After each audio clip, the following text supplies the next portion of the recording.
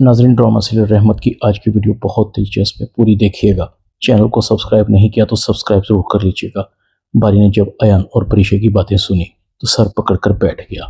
ओ मेरे खुदाया, ये क्या हो गया मुझसे? मैंने परिशे के करैक्टर पर शक किया। वो मुझसे इश्क करती है।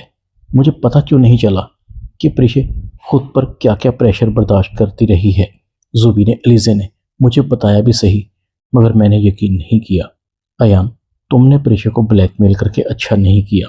तुम मेरी दुश्मनी में इतने आगे निकल जाओगे, ये तो मैंने सोचा भी नहीं था। मैं परिशे का सामना कैसे करूँगा? बेवफा वो नहीं, बेवफा तो मैं हूँ। ज़रा सी उस पर आजमाइश क्या आई, मैंने उसका साथ छोड़ दिया। बारी की गाड़ी तेज़ी से उसके घर की तरफ बढ़ती जा रही थी। बारी बहुत परेशान था। इधर शगुफ्ता बेगम अनाया से पूछती है, अनाया, आगे का तुम्हारा प्लान क्या है? अनाया कहती है, प्लान क्या है अम्मी? शादी करूंगी। अम्मी, मुझे लगता है मैं और बारी एक दूसरे के लिए बने हैं। देखें, एक बार फिर मैं बारी के कितने करीब आ गई हूँ। अब तो मिनाल भी चाहती है कि मेरी और बारी की शादी हो जाए। शगुफ्ता बेगम कहती, बेटा, मुझे तुम्हारी बहुत फिक्र है। बारी ने एक बार नहीं 2 बार तुम्हें रिजेक्ट किया है। वो परिशे से मोहब्बत करता है। उसका गुस्सा आर्जी है। मियाँ बीवी के रिश्ते में ताकत होती है। मैंने बारी की आंखों में उस लड़के के लिए मोहब्बत देखी है। मुझे नहीं लगता बारी उसे तलाक देगा। अनाया कहती है, अम्मी, मैंने खुद बारी की टेबल पर तलाक के कागजात देखे हैं। वो चचा जान को कह रहा था कि वो परिशे को तलाक दे देगा, बल्कि अब तक तो तलाक दे चुका होगा और परिशे को तलाकनामा भी मिल चुका होगा। अनाया बाहें लहराती हुई अपने कमरे में चली जाती है।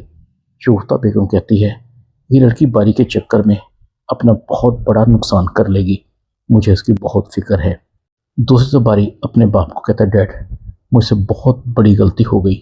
मैं परिशे को तलाक देकर बहुत बड़ा गुनाह करने जा रहा था। मैंने जो देखा वो ठीक नहीं था। वो वाकई में नज़र का धोखा था। परिशे ने अयान के साथ 2 साल का कॉन्ट्रैक्ट किया हुआ था। अयान उसे जॉब छोड़ने पर कानूनी कार्रवाई की धमकियां दे रहा था। परिशे ने अलग घर के लिए अयान से लोन भी लिया हुआ था। शायान कहता है, लोन कैसा? बारी कहता है, परिशे के अबू की 2 शादियां हैं। उनकी दूसरी अम्मी ने उनका जीना हराम किया हुआ था, इसलिए परिशे ने उनके लिए दूसरा घर खरीदा था। शायान कहता है, अगर हकीकत खुल ही गई है तो तुम जाओ, परिशे को वापस ले आओ। बारी कहता है, डैड, मैं परिशे को अच्छी तरह जानता हूँ। जिस तरह से मैंने उसे निकाला था, इसके बाद तो मैं उसका सामना भी नहीं कर सकता। शायान कहता है, इसलिए तो कहता हूँ, होश से काम लेना चाहिए, जज्बात से नहीं। जाओ, शाबाश, परिशे को वापस लेकर आओ। परिशे बहुत अच्छी लड़की है। अब तो उसके लिए मेरे दिल में इज्जत और भी बढ़ गई है। दूसरी तरफ काशिफ जुबैदा बेगम के पास आता है, आंटी, मुझे माफ़ कर दें। अम्मी ने आपके साथ और अलीज़े आपी के साथ जो किया उसकी सज़ा मैं भुगत रहा हूँ। मुझे क्या पता था कल तक जिस व्हील चेयर पर अलीज़े आपी थी उस पर मैं आ जाऊँगा। काशिफ रो रहा था। जुबैदा बेगम कहती है, रो मत, तुम पहले की तरह ठीक हो जाओगे। तुम अकेले थोड़ी हो, हम सब तुम्हारे साथ हैं। जहाँ से अलीज़े का इलाज हुआ है वहीं से तुम्हारा इलाज भी होगा। तुम सिर्फ रुमैसा के ही बेटे नहीं, मेरे भी बेटे हो। जितनी तकलीफ रुमैसा को है उतनी ही तकलीफ मुझे है। आलम रुमैसा को कहता है, देखो, ये वही जुबैदा है जिसे तुम घर से निकाल रही थी। जिस परिशे से तुम नफरत कर रही थी उसने काशिफ के इलाज के लिए पैसे दिए हैं। और वो जुबी जिसको तुमने पूरी कोशिश की कि वो डॉक्टर ना बने, देखो आज वही काशिफ का ख्याल रख रही है। तुमने क्या किया इनके साथ? तुम्हारी वजह से आज परिशे जिन हालात का सामना कर रही है उनकी जिम्मेदार तुम हो। रोमैसा रो रही थी।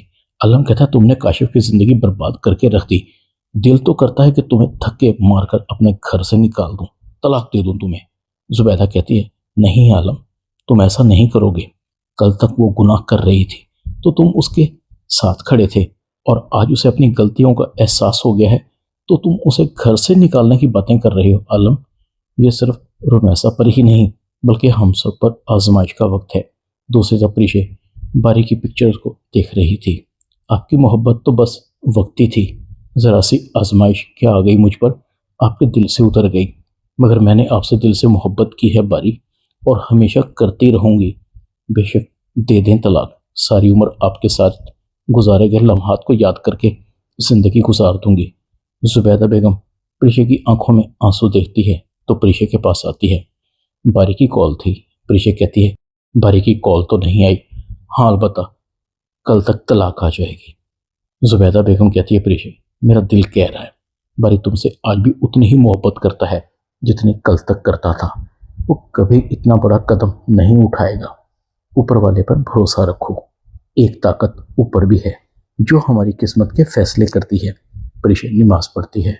बारी भी आ जाता है। आंटी प्रीशा किधर है? जुबैदा बेगम कहती है प्रीशा अंदर है, नमाज पढ़ रही है। बारी प्रीशा को दुआ मांगते हुए देखता है तो वहीं रुक जाता है। प्रीशा अल्लाह से दुआ मांग रही थी। अल्लाह तू जानता है मैंने कुछ गलत नहीं किया तो फिर मुझे इतनी बड़ी सज़ा क्यों? तो जानता है मैं बारी से कितनी मोहब्बत करती हूँ, उसके बगैर नहीं रह पाऊंगी। तो फिर वो मुझे अपने आप से दूर क्यों कर रहा है? बारी की आंखों में भी आंसू आ जाते हैं। प्रीशा मैं आ गया हूँ। तुम कल भी मेरे पास थी, आज भी मेरे पास हो। मैं तुमसे कभी दूर नहीं जा सकता। मैं गलत हूँ, तुम ठीक हो। मैंने तुम पर शक करके अपने साथ और तुम्हारे साथ बहुत बड़ी ज्यादती की है। प्लीज़ मुझे माफ़ कर दो। चलो अपने घर, वो तुम्हारा इंतज़ार कर रहा है। जुबैदा कहती जाओ प्रीशा तुम्हारी दुआ कबूल हो गई। इधर सुफियान अनाया सब बारी के घर आते हैं। अनाया कहती है चचा जान बारी किधर है? नज़र नहीं आ रहा। शायान कहता है भाई बारी तो प्रीशा को लेने गया है। सुफियान कहता है क्या मतलब है तुम्हारा? उस लड़की का करैक्टर इतना ख़राब है ये जानने के बाद भी बारी उस लड़की को लेने गया है। उसे तो उसी वक्त तलाक दे देनी चाहिए थी। बारी भी आ जाता है। ताईजान प्रीशा ने कुछ गलत नहीं किया। अयान इस सारे ड्रामे के पीछे था। उसने प्रीशा को ट्रैप किया। हो सकता है उसके साथ कोई और भी मिला हुआ हो। बारी अनाया की तरफ देख रहा था। अनाया दिल ही दिल में सोच रही थी बारी को पता तो नहीं लग गया, मगर ये कैसे हो सकता है? दूसरी तरफ अयान बेचैन था। मैंने प्रीशा और बारी को एक दूसरे से अलग कर दिया, फिर भी प्रीशा मुझे अपनाने के लिए तैयार नहीं। मुझे क्या मिला? अयान को उसकी माँ कहती है जिससे मोहब्बत करते हैं ना बेटा, उसे तकलीफ नहीं देते। तुमने तो गुनाह कर दिया है। अयान कहता है मोम मुझसे गलती हो गई, मैं अजाला करना चाहता हूँ। मैं अनाया की बातों में आ गया था। अयान की माँ हैरान होती है। अनाया की बातों में? अयान अपनी माँ को सारी बात बताता है। अयान की माँ अयान को कहती है तू मेरे साथ चलो अभी और इसी वक्त बारी के घर, इससे पहले कि देर हो जाए। अयान सबको सच सच बताता है। सारा कसूर मेरा है और मुझे ये सब करने के लिए अनाया ने मजबूर किया था।